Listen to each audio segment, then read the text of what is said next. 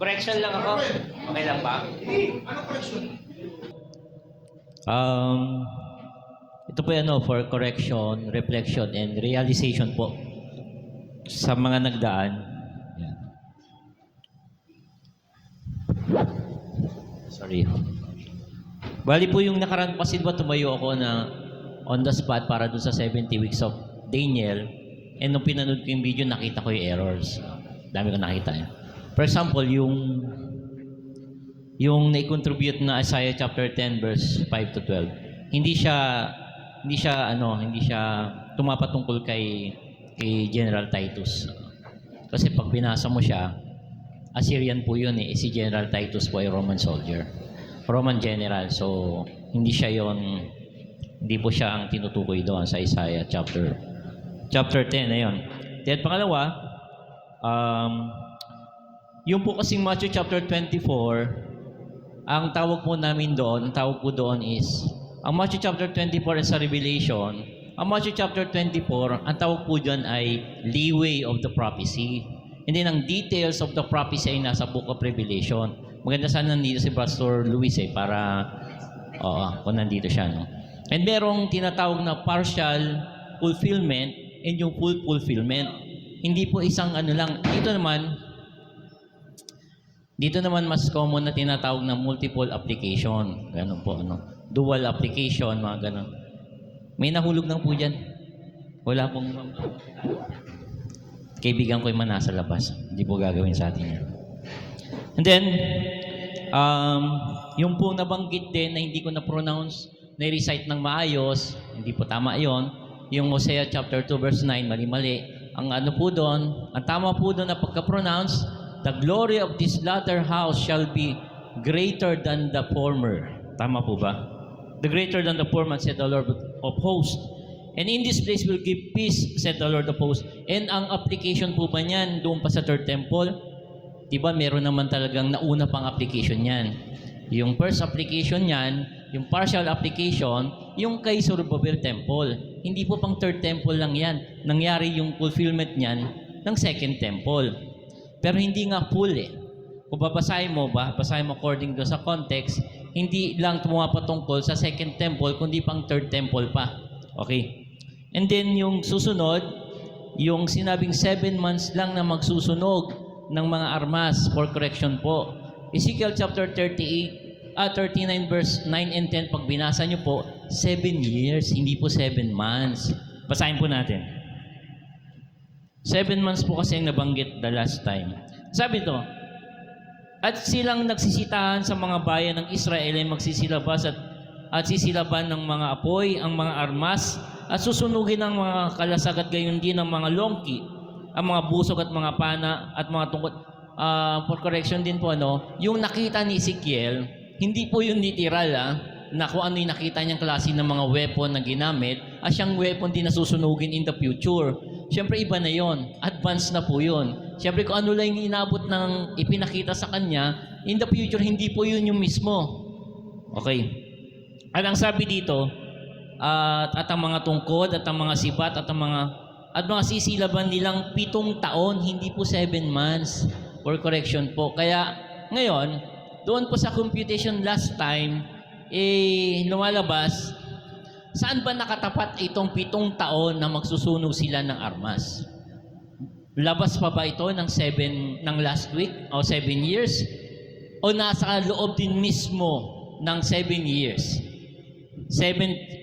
Lalabas, magkakamali ngayon ng computation doon sa kung ilang taon na lang ba. No? Saan ba siya nakatapat? Yung 7 years na pagsusunog ng armas, before ba ng final week? O nasa loob din ng final week?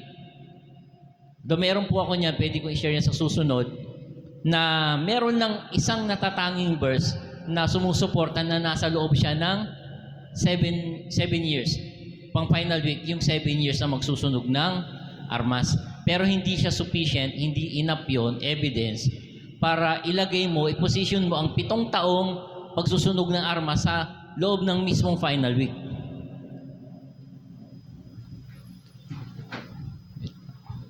Okay, next.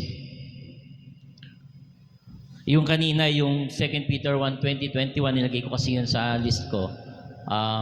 Nasagot naman. Ano po, importante po kasi yung yung pag-i-interpret po ng natin ng scripture. Parang para po kasi mas for the benefits din po ng mga nanonood. Although talagang normal po nagkakamali. Kasi pag pinanood mo, alam niyo po pag pinanood niyo yung video niyo, masakita mo rin meron kang error eh. Hindi ko sinasabing perfect po, kaya ako nga kino-correct yung ko dahil marami rin akong errors. Pero hangga't maaari po, yung pag-interpret po kasi kailangan maayos. Hindi po yung kukunin, parang cherry picking, kinuha mo, bibigyan mo sariling interpretation. Kailangan mo basahin mo muna yung buong chapter kung hangga't maaari. Susundan mo kung ano yung historical background, ano ba yung sino ba ang nagsulat? Para kanino yung sulat? Kanino niya pinapatungkol? Particular lang din ba yun doon? Or for example, yung kanina sinishare ni Bishop ni Brother Freddy, yung Revelation 1:11 na 7 church ages, tama naman po yun. Pero dapat po kasi, para po may paliwanag ng gusto, ibibigay mo muna yung, what is the true meaning of figurative 7 church ages? Meron mo ng physical. Yung physical na yon ay tinutukoy doon sa yung nasa book chapter 1 na meron naman talaga 7 churches existing during that time. Pero yun lang ba ang pinapatungkulan nun? Meron pang spiritual meaning. Ano yung spiritual meaning nun? Yung church ages. Dapat po na-explain siya ng iba yung physical, no? Figurative sa physical characteristic traits. And then hiwalay pa ngayon, pagkagawa ka ngayon ng gagawa mo siya ng may term dun eh. Tapos susunod mo ang spiritual meaning naman, tapos another application nun, tulad niyan. Hindi lang naman talaga yung para doon eh. Kundi meron pa in the future. Yes, oo. Tulad niyan. Kaya kung ganda sana nandito si Pastor Luis eh. Ang revelation lumalabas kasi nagaganap na, no? Parang ganon. Ang sabi kasi Revelation 1:3, blessed is he that readeth and hear the words of this prophecy and keep those things which written therein. Sabi po, prophecy po eh. So pag sinabing prophecy, may fulfillment pero hindi on the spot. In the future pa yon, hindi pa yon right after ng sinabi. Para bang Matthew chapter 24. Although meron talagang kaganapan during that time, ng 70 AD, naganap naman yung sinabi ng Panginoong Hesus eh. Pero yun na ba yung final, full fulfillment noon? Hindi pa, meron pang in the future. Yun, ang Matthew chapter 24, again, is a leeway of prophecy. And ang details dyan ay nasa Book of Revelation. Okay po, Then, another realization ko, yung about naman dito kay brother, best friend ni Brother Francis, dito sa tinatawag na dakilang, tagubilin, no? The Great Commission. And then, ipinapasok na dapat kasi marunong kayo mag-rightly divide the word of truth. Kung ang nagsasalita ay para lang ba yan kay Lumalabas kasi maging apostol na mga Hudyo, para lang sa Hudyo eh. Si Kristo para lang sa Hudyo eh. And si Pablo, siya lang ang dapat natin pakinggan. Paano yan? Sa Acts chapter 10, nagturo din naman si Peter eh, para sa mga Hudyo, sa mga outsider, ibig sabihin out of Israel. Sa Gentile. Di ba? Minsan maganda sana ma-invite siya rito para matanong din.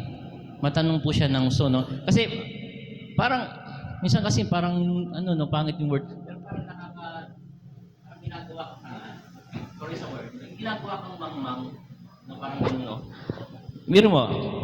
Parang lalabas kasi yung bang whosoever believeth in him. Yung whosoever ba exclusive pang mga di ba? 1:12 of John. Pang-Hudyo lang ba yun? Tuturing kang anak ng Diyos. Iba mahudyo lang. Hudyo lang ba yun? Paano naman? Di ba? So, parang nakita ko yung ganong parang i-justify mo lang yung sarili mo na kami ang tama at ito ang tamang interpretasyon, itong tama pang hudyo-hudyo lang, wala na pong barrier. Wala na po yung ano. Yes. Okay po. And yung sa last time po, wala po ulit si Pastor Luis. Opo, ang ganda, dito yun eh. Ang ganda, magkasabay sila ni ano eh, no?